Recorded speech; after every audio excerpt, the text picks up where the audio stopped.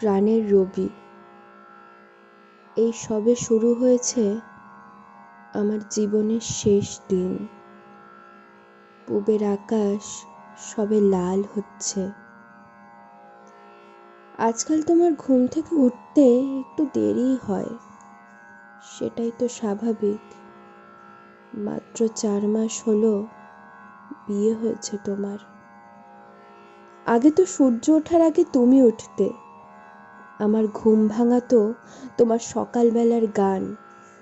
আমরা একসঙ্গে যেতাম নন্দনকাননে। আমার ঘরের পাশে ছাদের উপর যে বাগানটি একসঙ্গে করেছিলাম আমরা, তুমি তার নাম দিলে নন্দনকানন। তারপর একদিন সেই বাগানে ভোরের প্রথম আলোয় আমাকে চুমু খেয়ে জিজ্ঞেস করলে, নতুন বউঠান, নামটা তোমার পছন্দ হয়েছে? আমার সমস্ত শরীর তখন কাঁটা দিচ্ছে, আবার ভয়ে বুক করছে দুরু দুরু। ঠাকুরপো, এমন দুঃসাহস ভালো নয়, কেউ দেখে ফেললে কি হবে জানো, বললাম আমি। তোমার বয়স তখন 19, সবে ফিরেছ বিলেত থেকে। আমি 21। তুমি হেসে উত্তর দিয়েছিলে, এ তো নন্দনকানন, মর্তলোকের দৃষ্টি এখানে এসে পৌঁছয় না নতুন বউঠান। আমি বললাম, তোমার সঙ্গে কথাই পারবো না রবি, কিন্তু তোমার আমার সম্পর্ক তো শুধুই আমাদের, তাকে প্রকাশ করো না তুমি। আমার ভয় করে। কিসের ভয়? তোমাকে হারানোর ভয়। এ বাড়িতে তুমি ছাড়া আমার আর কেউ নেই, কোনো বন্ধু নেই। একমাত্র বন্ধু তুমি। কেউ কারো মন বোঝে না এ বাড়িতে, শুধু তুমি বোঝো আমার মন।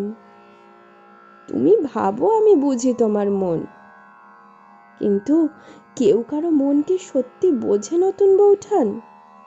কিছুটা হয়তো অনুভব করি, কিন্তু তোমার সমস্ত মন অসম্ভব, অসম্ভব। ঠাকুরপো, তোমার এরকম কথায় আমার খুব কষ্ট হয়।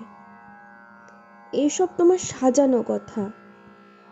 আমার সমস্ত মনটাই তোমাকে দিয়ে দিয়েছে ঠাকুরপো, কারো জন্যে কিচ্ছু রাখেনি। সেই মনের সবটুকু তুমি বোঝো না।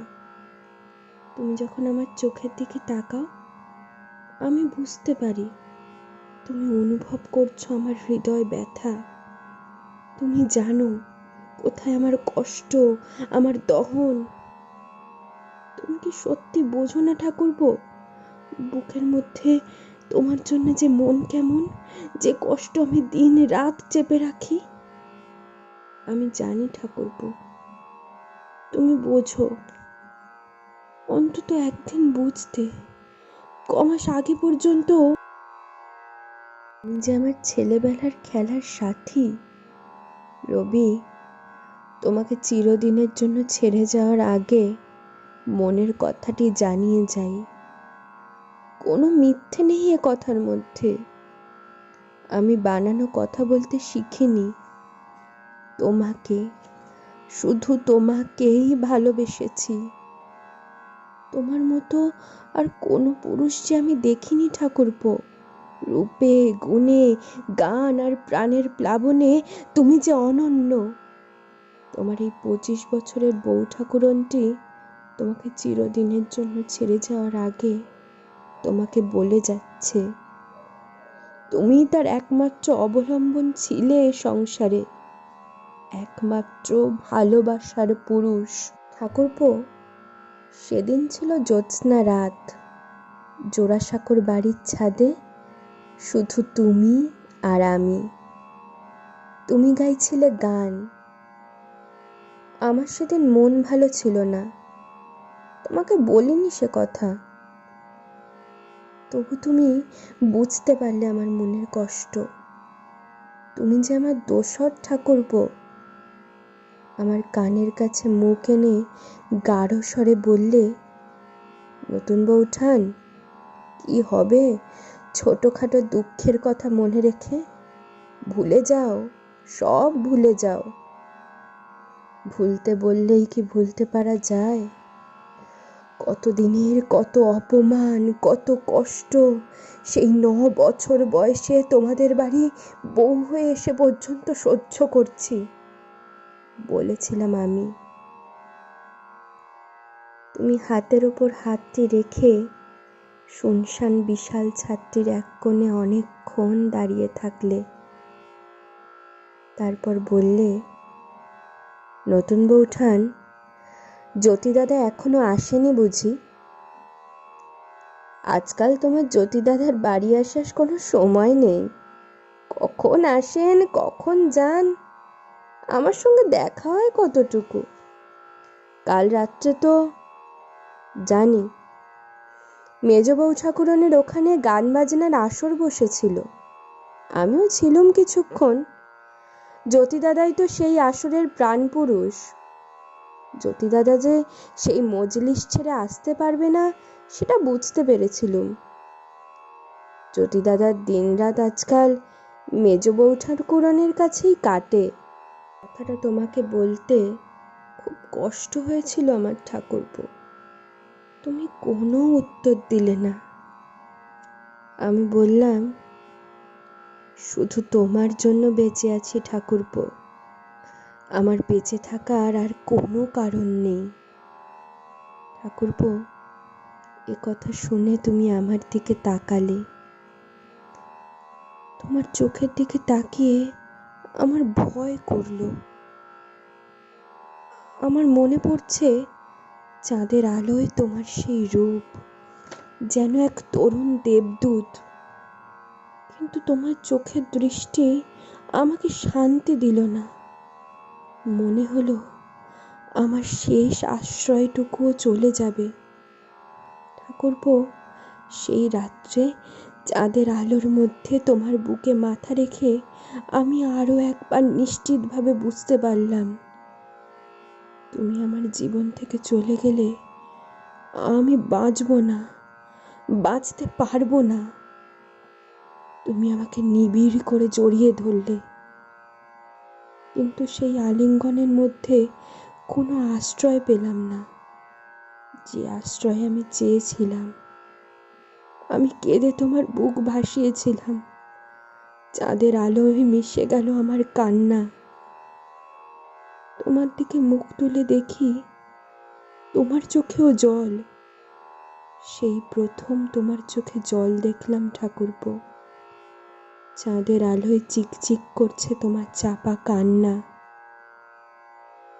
আমি বললাম, ঠাকুরপো, তোমার জন্য আমার মন এতদিন ধরে যে মালা গেঁথে রেখেছে, আজ এই চাঁদকে সাক্ষী রেখে সেই মালা তোমার গলায় পরিয়ে দিলাম। তুমি তোমার জীবনে আমায় বরণ করে নাও। তোমার চোখের জল নিঃশব্দে ঝরে পড়ল আমার কপালে, আমার গালে, আমার বুকের উপর।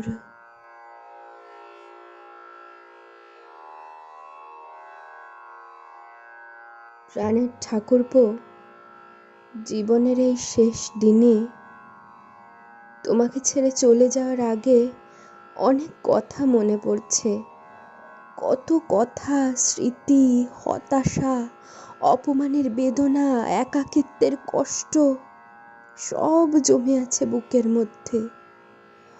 অনেক কথা তুমিও জানো না, কিন্তু মৃত্যু যতই কাছে এগিয়ে আসছে, বিদায়ের ঘণ্টা যতই শুনতে পাচ্ছি, ততই যেন এলোমেলো হয়ে যাচ্ছে মন। ভাবনারা সব ছড়িয়ে যাচ্ছে, ওদের ওপর আমার শাসন ক্রমশই আলগা হয়ে যাচ্ছে। মনের এই অবস্থায় গুছিয়ে লেখা আমার পক্ষে সম্ভব নয় ঠাকুরপো, কিন্তু তবু লিখতে হবে আমাকে, হবেই। না লিখেও যে আমার মুক্তি নেই গো। কোথা থেকে শুরু করব বলো তো? 1859-এর 5ই জুলাই, আমার জন্ম থেকে। ঠাকুরপো, কেন তোমাদের মতো অভিজাত ধনী পরিবারে জন্ম হলো না আমার? তাহলে তো এত অপমান সহ্য করতে হতো না। ঠাকুরপো, আমার অপমানের গল্প কিন্তু শুরু হয়েছিল আমার জন্মের আগে থেকেই। সে কথা হয়তো তুমিও জানো, কিন্তু কোনো দিন কোনোভাবে বুঝতে দাওনি। পাছে আমি কষ্ট পাই। একদিন শোয়ার ঘরে দুপুরবেলা একাই শুয়েছিলাম আমি। শুধু মনে আসছিল পুরনো কষ্টের কথা। কান্না কিছুতেই রাখতে পারছিলাম না। হঠাৎ এলে তুমি, হাতে তোমার কবিতার খাতা। নিশ্চয়ই নতুন কোনো কবিতা বা গান লিখেছ, শোনাতে চাও আমাকে। আমি তো সবসময় ছিলাম তোমার প্রথম শ্রোতা, এই সেদিন পর্যন্ত। তুমি আমার চোখের জল দেখে থমকে দাঁড়ালে। খাতাটি খাটের পাশে টেবিলের ওপর রেখে বসলে আমার পাশে। অনেকক্ষণ তাকিয়ে রইলে আমার চোখের দিকে। আমি আলতো করে হাত রাখলাম তোমার বুকের ওপর। মনে হলো ভেতরটা আমার জুড়িয়ে গেল। তুমি আমার কপালে হাত রেখে বললে, নতুন বউঠান, পুরনো চিঠির মতো পুরনো কষ্ট ধুলায় হোক ধুলি। সেই মুহূর্তটি আজ জীবনের শেষ দিনে মনে পড়ছে বারবার। ঠাকুরপো, কোনো দিনই কি ফিরে আসবে না আমার প্রতি তোমার প্রেম, তোমার মনের আদর? ফিরে আসবে না তোমার সঙ্গে নন্দনকাননে এইসব অমল সকাল, শোয়ার ঘরে সেই সব নিঝুম দুপুর, দক্ষিণের বারান্দায় সেই সব বর্ণিল বিকেল, ছাদের ওপর স্নিগ্ধ সন্ধে থেকে মগ্ন রাত? ফিরে আসবে না তোমার আমার একসঙ্গে কবিতা পাঠ, গান গাওয়া? তুমি আরো একবার আমার হবে না? আমার সব হারানোর মধ্যে যা ভাঙলো তা কি ভেঙেই গেল?